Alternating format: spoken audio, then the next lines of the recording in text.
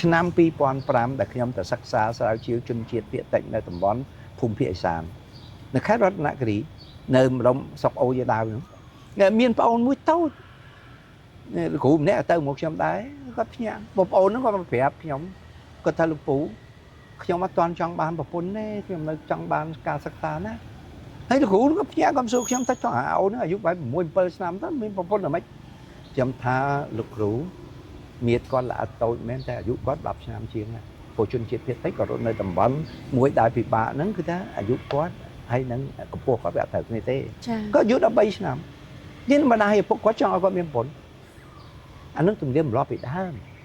អានឹងវារឿងម្យ៉ាងប៉ុន្តែម្យ៉ាងទៀតបើយើងគិតតាមវិទ្យាសាស្ត្រសប្តាហ៍នេះខ្ញុំក៏មានការបារម្ភមិនទៅពួកយុវជនសប្តាហ៍ថ្ងៃណាអាយុ30ហើយអត់ទាន់ចង់បានប្រពន្ធទេច្រើនណាស់អ្នកខ្លះអាយុ35 40ហើយអត់ទាន់ចង់បានប្រពន្ធពួកគាត់គិតពីរឿងអីសេដ្ឋកិច្ចគាត់គិតពីរឿងស្ថានភាពរស់នៅគាត់គិតស្រាប់គិតបែបគិតយ៉ាងគាត់ព្រមយកប្រពន្ធនេះរីឥឡូវក៏អញ្ចឹងអាយុ25 30ហើយអត់ទាន់យកប្តីហើយនឹងរឿងមិនមែនតែស្រុកយើងនៅជប៉ុនក៏ដែររឿងតែអត់យកប្តីអត់យកប្រពន្ធវាប្រឆាំងនឹងធម្មជាតិអញ្ចឹងមានកំណើតណាមកទៀតអានេះយើងគិតតាមបែបធម្មតាប៉ុន្តែយើងគិតឲ្យស៊ីជម្រៅបន្តិចនៅក្នុងផ្នែកសេដ្ឋកិច្ចនោះឧទាហរណ៍បរិសុទ្ធហើយស្ត្រីគាត់អត់រៀបការជាមួយគ្នាអត់បង្កើតកូនទេហើយមនុស្សចាស់នេះ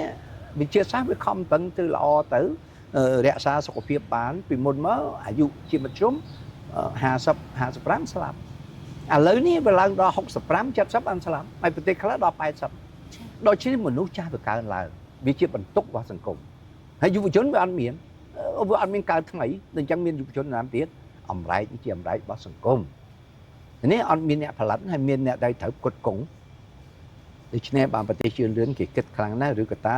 វិទ្យាសាស្ត្រនេះឯងហើយខ្ញុំក៏គិតដែរមានការបារម្ភព្រោះខ្ញុំឃើញចរន្តយុវជនទាំងនារីទាំងបរិសុទ្ធមកដល់សប្តាហ៍នេះអត់ចង់យកប្តីអត់ធន់ទេព្រោះវារឿងជាពិបាកការយកប្តីប្រពន្ធមានកូនវាជាបន្ទុកនៃការចិញ្ចឹមផងវាអត់សេរីភាពផងអានេះជាចរន្តពិភពលោកដូច្នេះអ្នកវិទ្យាសាស្ត្រអ្នកស្រាវជ្រាវតែងតែគិត